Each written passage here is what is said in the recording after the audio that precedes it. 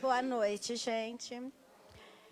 Então, nós vamos começar novamente nossos trabalhos hoje. E, como incentivo à leitura, hoje o livro será esse daqui, do Richard Simonetti, Mais Histórias que Trazem Felicidade. São histórias que Cristo contou, que vão servir de inspiração para a gente, para o sortudo do dia, que pode ler, depois compartilhar com outras pessoas. Depois que acabar de ler, passar para o livro para frente. Lembrando que a biblioteca já está funcionando e os livros que estão na mesa também são para doação. Vocês podem escolher, levar para casa, ler ou ler enquanto espera a palestra, né? E depois que terminar, ou passar para frente ou trazer de volta para que um outro possa também ter essa oportunidade. Tá bom? Então, Claudinei, escolhe um número até 37. Um número de 1 a 37. Quem é o 15? Parabéns. Então, hoje a palestra é com o Claudinei, o tema é Eu e o Evangelho. E para a gente se preparar para esse momento, o senhor Almeida vai fazer a prece inicial.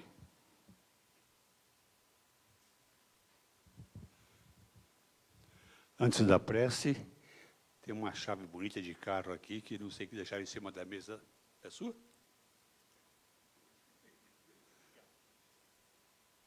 Está tão preocupado que parece que esqueceu até a chave. Bem, o Claudinei, como vocês já viram, é colaborador nosso aqui da casa, fala sempre com muita propriedade, assuntos que são muito interessantes e agradáveis de ouvir. E é sempre um prazer tê-lo fazendo as suas palestras, sabe? Mas, apesar da sua suficiência, apesar do seu conhecimento, nós nunca dispensamos o auxílio da espiritualidade para o nosso trabalho. Nós nunca nos reunimos sem antes pedirmos o auxílio da espiritualidade para todos nós. É o que todos nós devemos fazer neste momento, porquanto a nossa preparação, o nosso bom sentimento, a nossa ligação com a espiritualidade maior, faz com que nós saiamos desta casa enriquecidos de paz interior, de felicidade, e com os nossos problemas que às vezes nós carregamos por tanto tempo, às vezes saem equacionados, saem resolvidos, ou pelo menos saímos com o conforto de sabermos que não estamos sozinhos. Portanto, juntemos agora os nossos pensamentos, as nossas emoções, voltemos tudo isso para Jesus e digamos a Ele: Jesus, Mestre amado e querido, nesta noite mais uma vez estamos reunidos em Teu nome, Mestre, para tratarmos dos assuntos da Tua doutrina. Esperamos, querido Mestre, que o nosso irmão seja beneficiado com a Tua assistência e com a Tua proteção, para que a Sua palavra seja esclarecedora mais uma vez. Querido Mestre, muito obrigado por esta oportunidade que nos é oferecida. E pedimos a Tua permissão para convidar o nosso irmão Claudinei para fazer o seu trabalho.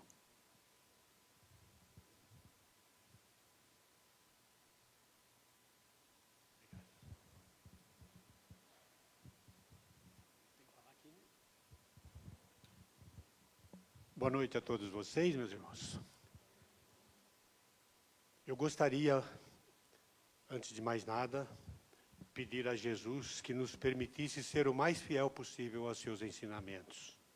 E antes de iniciar os nossos trabalhos, gostaria de fazer uma singela homenagem a um amigo e trabalhador desta casa, pois hoje é dia do médico. E toda vez que eu o vejo, eu lembro do livro que eu li, de Lucas, Médico de Homens e de Almas. Cada vez que eu o vejo, eu lembro desse livro.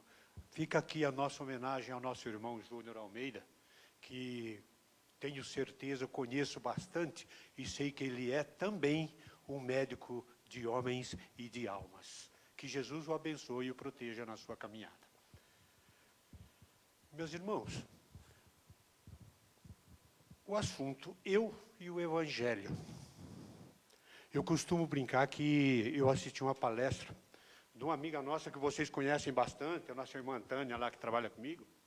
E quando ela terminou a palestra, eu falei, ô Tânia, você falou todas as coisas erradas que tem lá na minha casa para mim, você me dedurou para todo mundo aqui.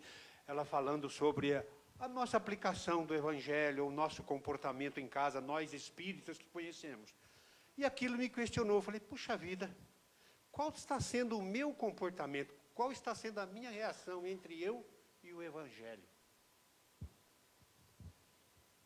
Eu conheço bastante da doutrina, mas confesso a vocês, claro, a gente nunca sabe tudo, e um dos meus pontos fracos, eu sempre falo isso nas minhas reuniões, é o Evangelho. Porque, como médium que sou, eu sempre me procuro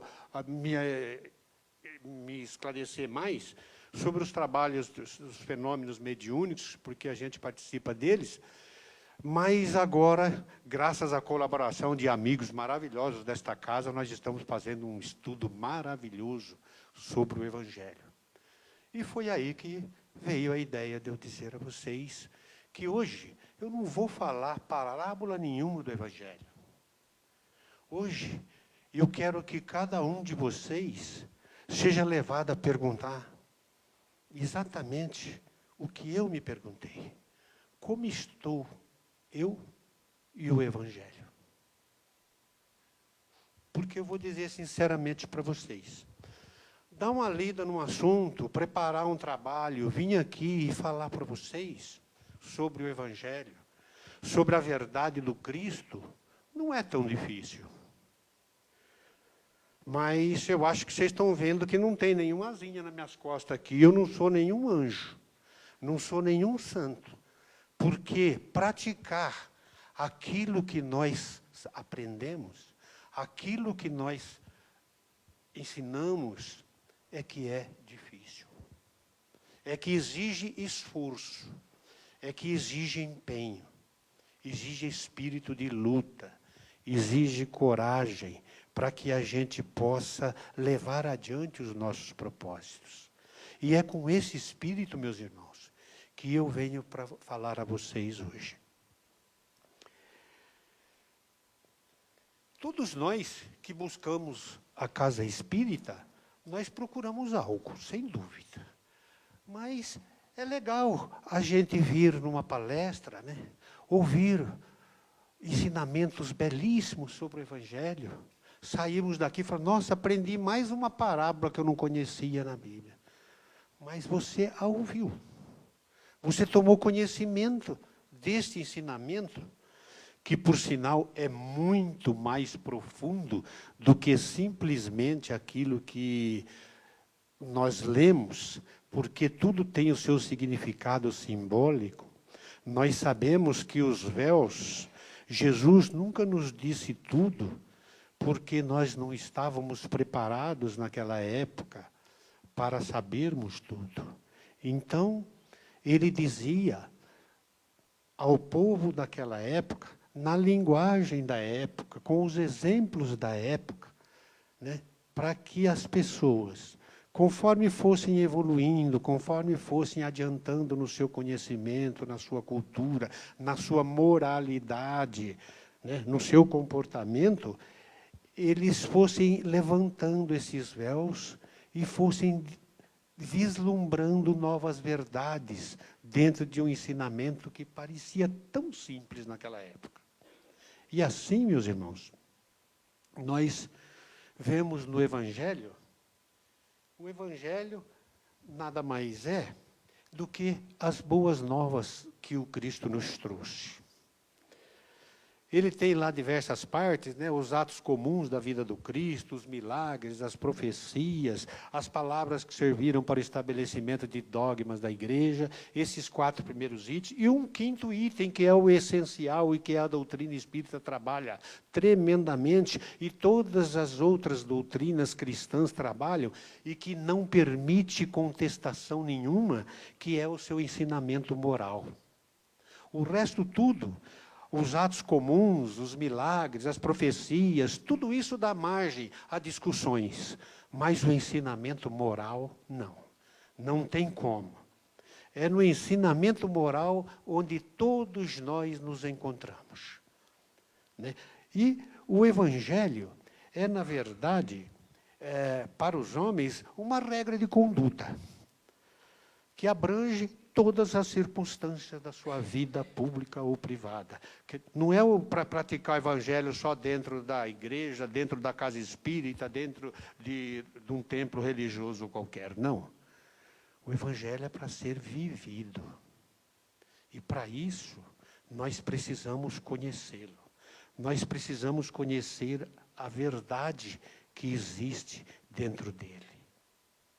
Todos nós procuramos a verdade. Todos nós admiramos e achamos muito bonito quando a gente vem e ouve aqueles ensinamentos maravilhosos do Cristo. Mas conhecemos de ouvido esses ensinamentos. Ou será que ele entrou para um ouvido e saiu para o outro? O que significa conhecer de verdade o ensinamento? O que significa conhecermos a verdade que está contida realmente no Evangelho? Posso adiantar para vocês que a verdade que está ali dentro tem um nome: Jesus. Eu sou o caminho, a verdade e a vida. Então, é essa verdade que nós viemos buscar. É esses ensinamentos evangélicos que nós precisamos, muito mais do que ouvir. Nós vamos ver o que significa conhecermos realmente esta verdade que está lá dentro. No livro Jesus no Lar, de Chico Xavier, pelo Espírito Néio Lúcio, ele nos narra que quando João, reunidos, né, na casa de Pedro, eles estavam lá ouvindo Jesus nos seus ensinamentos, e João perguntou então ao Senhor, que lhes ensinava que o verdadeiro religioso, a verdadeira obra do cristianismo é o exercício do amor. Esse exercício do amor chama-se caridade, que nada mais é do que o amor em ação. E João perguntou qual seria a maneira mais digna diante do próximo, né? No sentido de ele praticar esse evangelho, dele ajudar esses semelhantes. Nós vamos ver mais para frente o que significa viver realmente esse evangelho. E aí que entra a nossa questão. Como que eu estou diante do evangelho? E Jesus, quando ele perguntou isso a Jesus, qual era a maneira mais digna, Jesus lhe respondeu clara e firmemente: João, se procuras uma regra de auxiliar os outros, beneficiando a ti mesmo, não te esqueças de amar o companheiro de jornada terrestre, tanto quanto desejas ser amparado por ele. Para amarmos o nosso companheiro de jornada, o que significa isso? Lembremos-nos dos ensinamentos do Cristo: amar a Deus sobre todas as coisas e ao próximo como a ti mesmo. Então, primeiro, amamos a Deus, depois nós precisamos primeiramente nos amar, para que possamos amar o próximo como nós nos amamos. Isso é muito importante, porque só assim nós conseguiremos dar o exemplo da prática do amor, como Jesus o fez nos seus ensinamentos. Muito mais do que falar. Jesus, nós sabemos, não escreveu uma palavra, mas ele vivenciou cada palavra que ele disse. E nos conclama a fazer exatamente isso.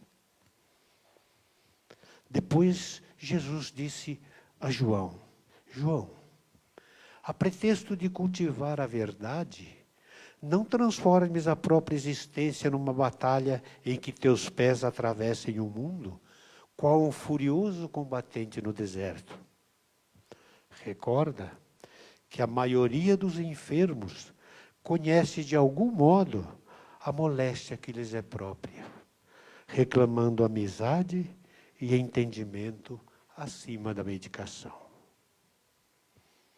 Essa lição é maravilhosa para nós, que nós não precisamos ouvir como ouvimos muito na rua. Comigo é assim, ó, a verdade é verdade, não tem coisa, eu falo a verdade nua e crua, doa a quem doer.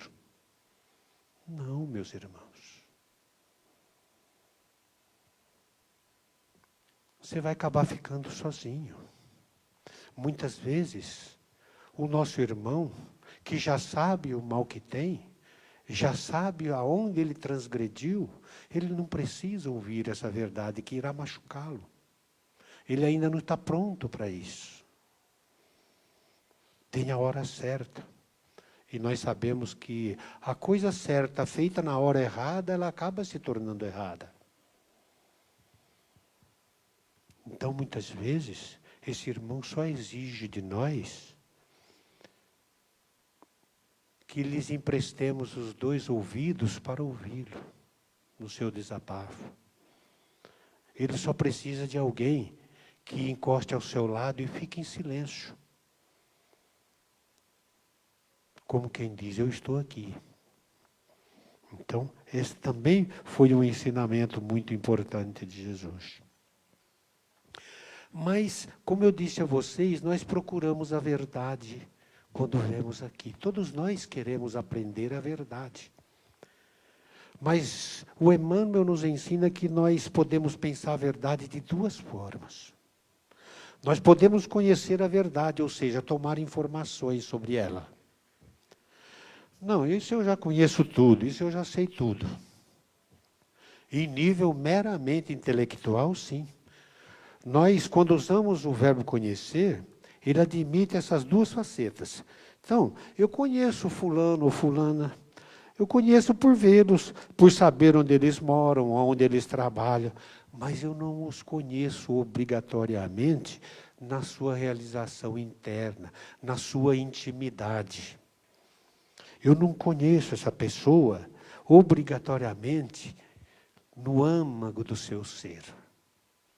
Eu tenho informações sobre ela. Então a gente costuma dizer, você conhece o Vado? Eu conheço, o Vado é uma pessoa que está sempre lá no nosso lar, ele trabalha nisso, naquilo, é uma pessoa assim, sabe? Mas será que isso que nós chamamos conhecer é realmente conhecer? Quando nós lemos livros sagrados, quando nós lemos a Bíblia e outros livros, o escritor nos diz assim, fulana conheceu o seu marido ou ele conheceu sua mulher. Isso quer dizer que eles tiveram intimidade um com o outro. O verbo conhecer de verdade tem relação com essa intimidade. Nós conhecemos alguma coisa quando nós conseguimos penetrar a intimidade dessa coisa. Fora isso, nós temos informações a respeito. E essa informação nós também chamamos de conhecimento. Mas é como eu disse, é o ditado popular, isso daí entra no ouvido e sai no outro. Então, quando Jesus, no seu Evangelho, nos diz, em João, conhecereis a verdade, e a verdade vos libertará, a verdade que liberta não é esse conhecimento, essa informação que nós temos.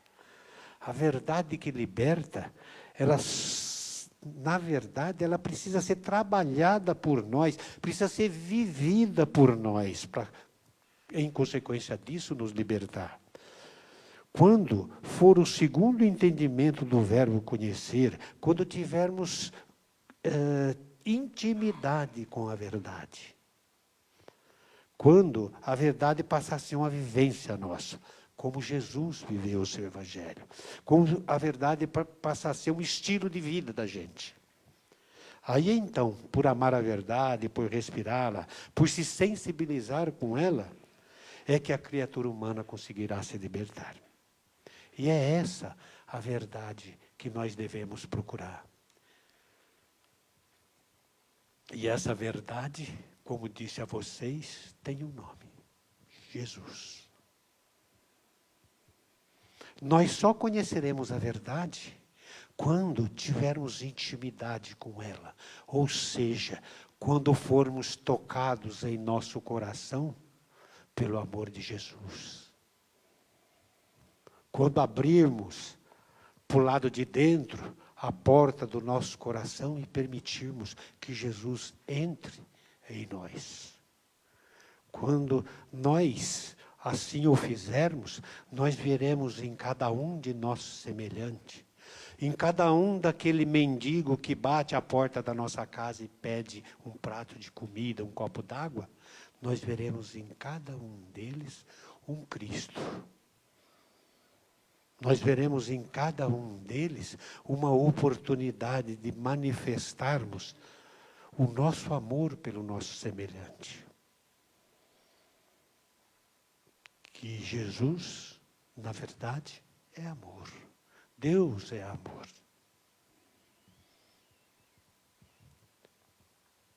Continuou Jesus falando a João: lembra-te de que não há corações na terra sem problemas difíceis para resolver. Em razão disso, aprende a cortesia fraternal com todos. Simples, não é? Quantos a gente não vê que no trabalho, nossa, mas esse fulano no trabalho, ele é maravilhoso. Que pessoa boa, educada, gente fina. Quando chega em casa, é um carrasco no lar.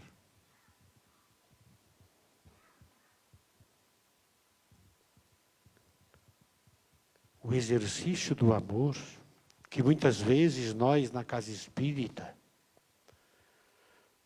vamos levá-lo com o nome de caridade a locais tão distantes. Digo sempre isso em nossas reuniões. Começa dentro da nossa casa. Começa com aquele que mora ali conosco, que dorme no quarto ao lado. Quando não começa, principalmente, naquele que dorme na mesma cama que nós, abraçado conosco. Aí que começa a caridade. Já disse isso diversas vezes. É nesse cadinho efervescente, em ebulição, que nós purificamos os nossos sentimentos, as nossas virtudes. Esse cadinho efervescente que nós vemos tanto na indústria, que derrete aquele minério todo para extrair uma substância pura. Esse cadinho que derrete e molda o nosso espírito chama-se família. São os que estão mais... A caridade começa por aquele que está mais próximo de nós. Lembremos-nos disso. Acolhe, disse Jesus a João, o irmão do caminho, não somente com a saudação recomendada pelos imperativos da polidez, mas também com o calor sincero do seu propósito de servir. Meus irmãos, dentro principalmente do lar, da nossa família, nós sabemos que ali está o irmão do caminho mais próximo de nós, com o qual nós temos, entre aspas, contas para acertar. Nós temos no lar os afetos, mas também temos os desafetos. E esses desafetos, que muitas vezes nós os violentamos em vidas passadas e que agora veio conosco, já que muitas vezes nós os odiamos em vidas pretéritas, veio conosco agora na posição de um filho, na posição de uma filha, na posição de uma esposa, para que nós aprendamos a amá-lo. Olha a bondade divina, para que nós tenhamos a oportunidade de superarmos essa nossa imperfeição, esse nosso sentimento não tão nobre. Isso nos ajuda a compreender aquele filho revoltado que dá trabalho, aquele pai incompreensível ou que bebe, que dá trabalho, aquela filha desmiolada que não tem juízo. Nos ensina a aceitar as diversas situações da vida com coragem, com resignação. Quando nós vemos que nós tivemos a oportunidade, nesta encarnação, de conviver com esses espíritos, e demos de nós o melhor. Que procuramos tirar de nós tudo que tínhamos de mais puro, do nosso jeito, de acordo com o nosso estado evolutivo, de acordo com o nosso grau de compreensão. Nós procuramos sempre dar o melhor. Isso nos deixa, quando compreendemos que cumprimos com este nosso compromisso, a consciência tranquila, nos deixa em paz. Também nos diz Jesus, através da pergunta de João: fixa nos olhos as pessoas que te dirigem a palavra, testemunhando-lhes carinhoso interesse, e guarda sempre a posição de ouvinte delicado e atencioso, porque a segurança e a serenidade com que os mais graves assuntos devem ser tratados não dependem de ruído. Acrescento aqui, lembrem-se que é a chuva que irriga a terra e faz brotar a vegetação, e não o trovão. Levanta a tua voz, corrigindo, levanta as tuas palavras, e não a tua voz, porque é a chuva que irriga e faz crescer a planta, e não o trovão. Isso nos ensina a exercermos o domínio da palavra e da mente, porque nós pensamos antes de falar. Ou melhor, deveríamos pensar, porque muitas vezes nós assim não agimos. Aí vem a pergunta: e eu?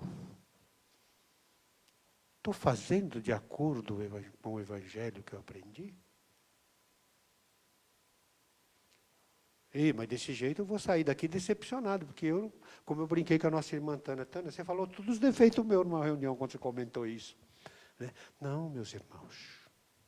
Nós aprendemos também que Deus, na sua infinita bondade, através de seu Filho amado Jesus, vê muito mais o nosso esforço, a nossa intenção, o nosso empenho em nos melhorarmos, em nos tornarmos melhor. É para essa luta que nós aqui viemos, num mundo de provas e expiações.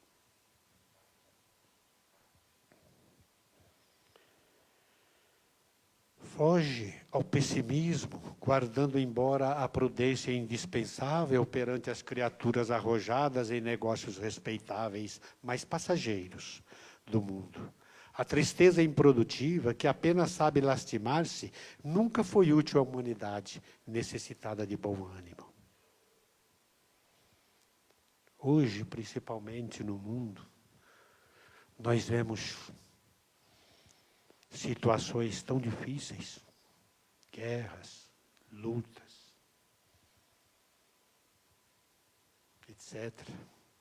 Muitas vezes nós desanimamos, mas isso acho que não tem jeito, não vai consertar nunca. Vai. É a oportunidade de nós provarmos a nossa fé em Jesus, timoneiro desta nave gigantesca, como nós sempre dizemos, na qual estamos embarcados todos nós, chamada Terra. Não temos por que temer, não temos por que duvidar. Nós não temos nada a nos preocuparmos com a situação do mundo. Tudo isso, sempre digo isso em nossas reuniões. Tudo isso faz parte das transformações todas que já estão acontecendo para o mundo de regeneração e provas. Digo sempre, vocês já ouviram dizer isso aqui dezenas de vezes. São as dores do parto para o nascimento de um mundo melhor. Tem gente que tem medo de tudo, gente. Tem medo de se contaminar, tem medo de doença, são pessoas hipocondríacas. Tem medo da sociedade, tem medo de sair na rua, tem medo de falar com os outros, de lidar com os outros. Tem medo de se abrir, de conversar. Tem medo de amar. Eu não quero me decepcionar. Tem medo de ter filho para que os filhos não sofram tanto. Mas quando nós conhecemos a verdade que o Cristo realmente nos deixou, nós não temos nada a temer.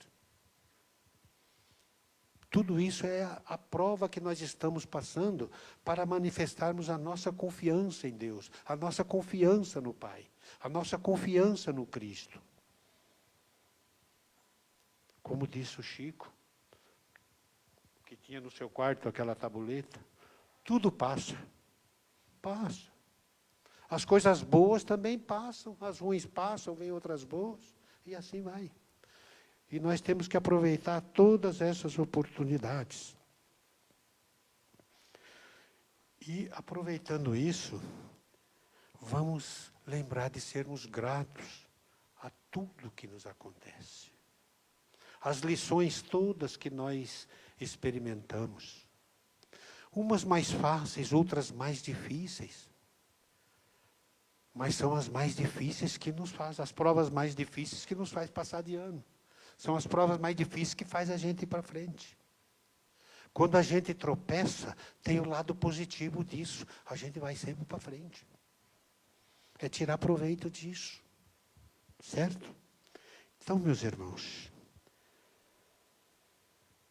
terminando, Jesus nos deixa o recado, falando a João, para que deixemos que as águas vivas e invisíveis do amor, que procedem de Deus, nosso Pai, atravessem o seu coração, em favor do círculo de luta em que vives. O amor é a força divina que engrandece a vida e confere poder. O amor, como nós sempre dizemos, uma única palavrinha, amor. É o resumo daquele livrão grossão, sim, que vocês leem, chamado Bíblia. Quando lhe perguntaram, você consegue resumir a Bíblia numa palavra? Sim, só numa. O que ela ensina? A Bíblia inteira. Uma coisa, ame. Só isso. O resto, tudo que ela fala é para explicar o amor, como disse o sábio judeu. E a boa vontade é o nosso recurso de cada hora. Aí vem as perguntas, meus queridos, que eu me fiz.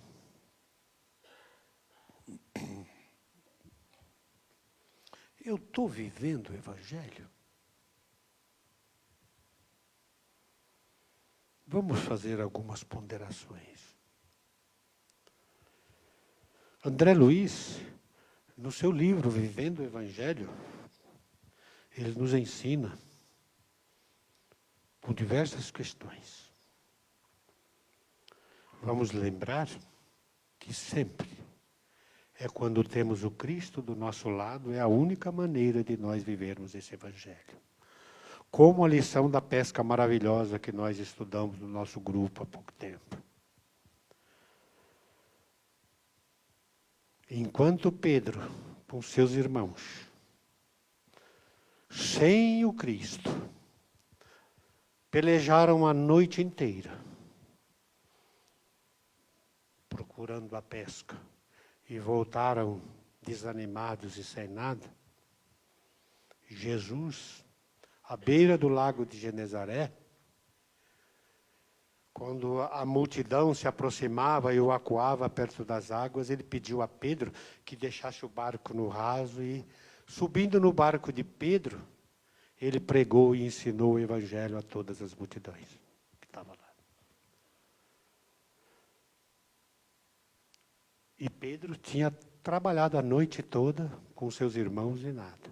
Mas quando Jesus lhe disse, Pedro, depois de ouvir o Cristo pregar os seus ensinamentos, depois de obedecer ao Cristo, depois de sair da superficialidade, do raso, da margem, ou seja, da futilidade, das coisas simples, e avançar, se lançar ao mar profundo,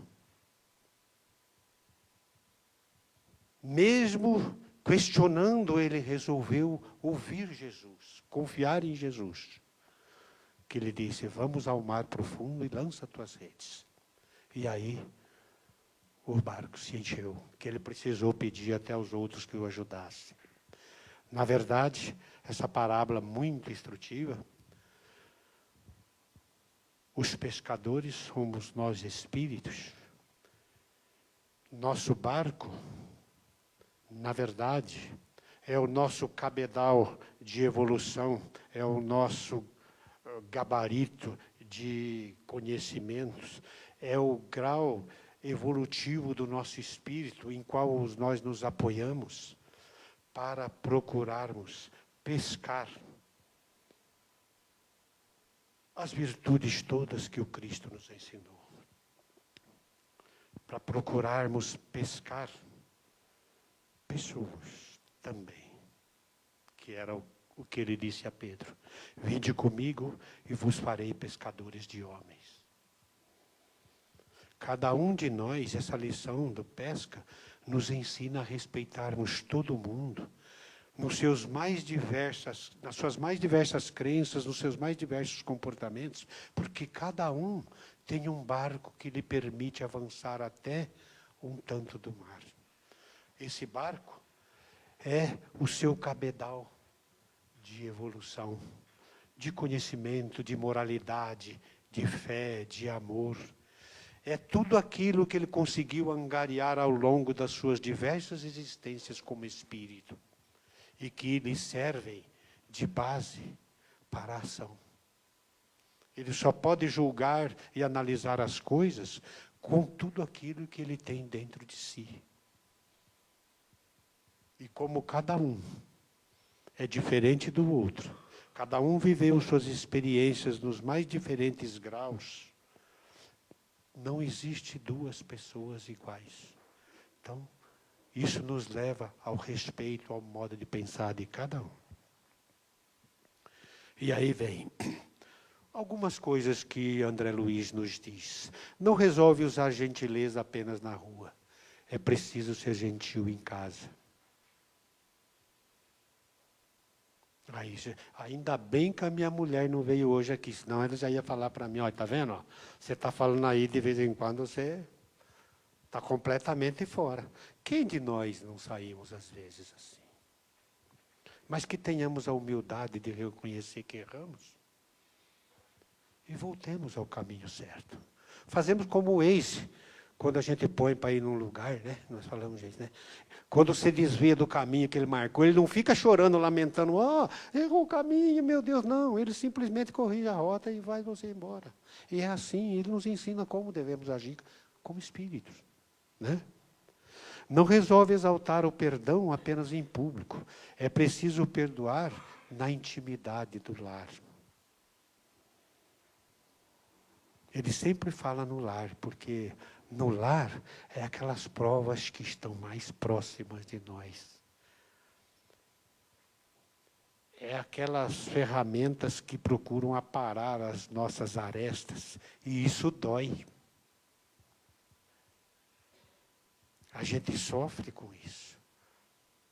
Mas é graças a isso que a gente cresce, que a gente aprende. Não resolve propagar o amor apenas no grupo religioso. É preciso amar no templo doméstico. Aqui é uma maravilha, né? Oh, meu irmão. Mas chega em casa, como é que faz? O pai maltrata o filho, é grosso com a esposa, o filho grita com o pai, a esposa grita com o marido, e aí vira aquela confusão. O que adianta? Aí depois vai na igreja, ou vai num casa espírita, ou vai no coisa, e todo bonzinho. Não resolve anunciar a caridade apenas para aos outros. É preciso ser caridoso em família. E a caridoso em família não é só é uma caridade de dar as coisas materiais, não. Ser caridoso é saber perdoar. É ter humildade de chegar, ô bem, me perdoa, errei. Estava nervoso. É uma forma de caridade. Uma forma de caridade, aceitar que o outro também erra, que o filho erra, que ele é jovem, é impulsivo. Nós temos, meu finado pai dizia, nós temos a obrigação de entender nossos filhos, porque nós já fomos iguais a eles, nós já vivemos as experiências que ele está vivendo. Agora, ele nunca viveu as que nós já vivemos até agora. Então, ele não precisa saber tudo o que nós sabemos. E, por isso, exige de nós a compreensão, o respeito. O silêncio, muitas vezes, diz mais do que muitas palavras. Por isso que ele diz também que não resolve exibir compreensão apenas aos estranhos. É preciso compreender os parentes.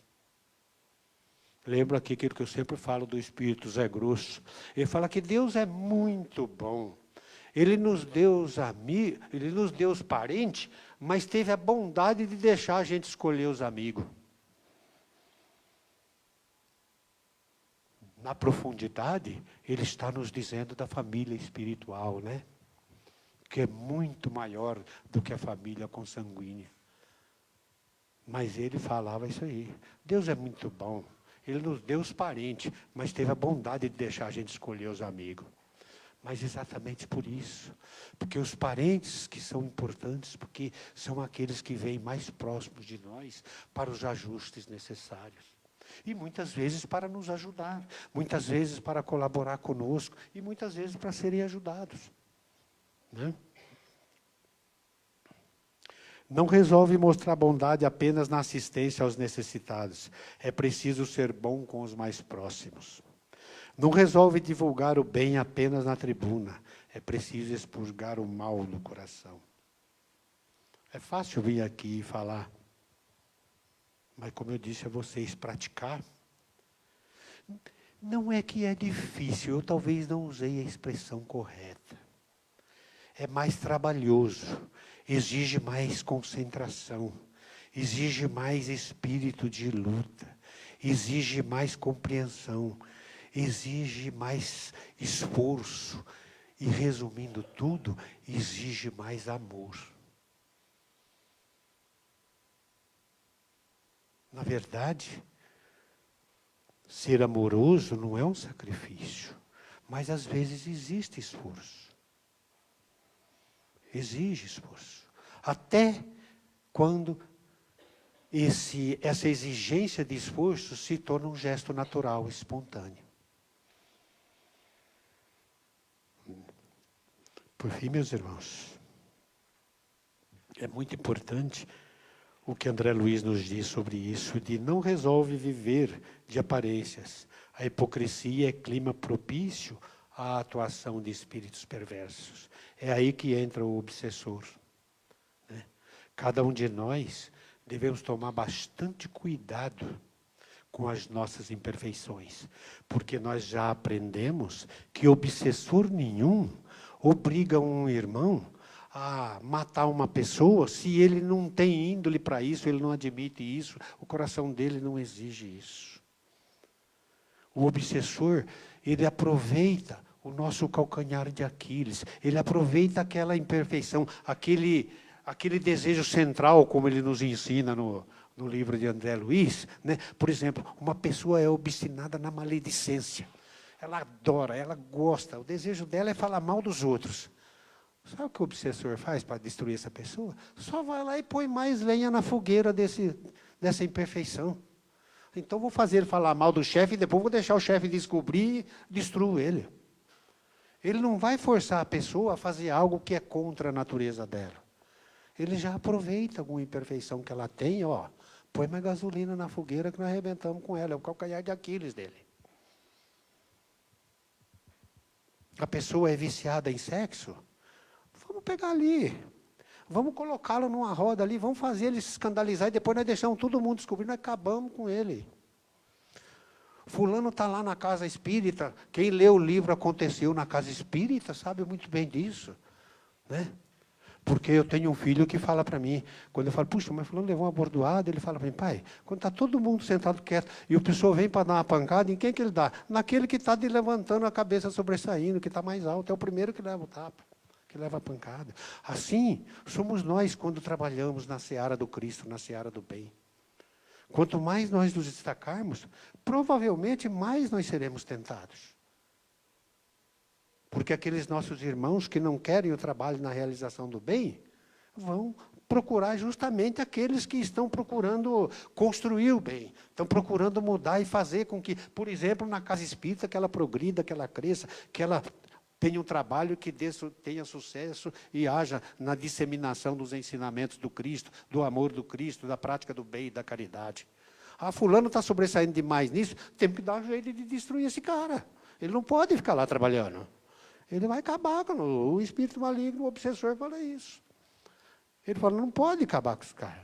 Nós temos que dar um jeito. Então, é muito importante que nós nos lembremos disso. Meus irmãos, tudo isso é para dizer a vocês que cada um gostaria que perguntasse a si mesmo, como que estou então eu, diante de todas essas observações? O que eu posso fazer para melhorar a minha vivência com o Evangelho, que nada mais é do que a minha vivência com o Cristo. Vamos ser tentados, vamos ser perturbados. Lembre-se da história do Bezerra de Menezes no plano espiritual. Quando ele estava lá na reunião mediúnica falando, alguém chegou para ele, um outro espírito, e falou, Bezerra, eu estou cansado da hipocrisia, da coisa de uma casa espírita. É muito irmão, sabe? Eu não concordo com tanta máscara nesse ambiente. Até eu mesmo, como é que eu posso dizer que eu sou espírita, que eu sou cristão, se eu vivo, às vezes eu caio na maledicência, eu estou sempre, a ambição me toma conta, às vezes eu erro nisso, eu erro naquilo, né? Eu sou egoísta, muitas vezes, a hora que eu percebo, eu sou avarento, a hora que eu vejo, eu estou vaidoso, eu estou orgulhoso. Como é que eu posso falar que eu sou espírita, que eu sou cristão? Sabe o que Bezerra de Menezes disse para ele? Oh, meu irmão, eu também padeço de todas essas mazelas. Mas existe uma diferença muito grande que eu gostaria de se observar. O cara ficou meio admirado, né? Porque o sujeito estava indignado com aquilo. Falou, agora o Bezerra de Menezes, um cara dentro do plano espiritual, alguém que deixou de ascender aos planos mais altos para nos auxiliar aqui na Terra. Ele vem dizer que sofre tudo isso daí também? Mas Bezerra de Menezes diz, só que tem uma diferença muito grande. Antes de eu ser cristão e espírita, eu corri atrás de todas essas coisas. Agora que eu sou espírita e cristão, eu fujo de todas elas, eu corro de todas elas. Então, meus irmãos, se qualquer um de vocês se pegar indignado e dizendo, puxa vida, mas então eu estou lá embaixo, eu não estou fazendo nada disso que o cara falou, não se importe. O importante é o esforço e a luta para a gente poder correr de todas essas imperfeições, para que nós possamos, através do Evangelho, trazermos o Cristo para dentro de nós. E assim, fazemos com que cada um que de nós se aproxime, possa sentir por nosso intermédio a sua doce e suave presença. Boa noite, obrigado a todos vocês pela paciência de me ouvirem e que Jesus os abençoe e faça com que cada um de vocês possa escolher o caminho correto, o caminho certo, o caminho do bem, o caminho da luz. Obrigado, meus irmãos.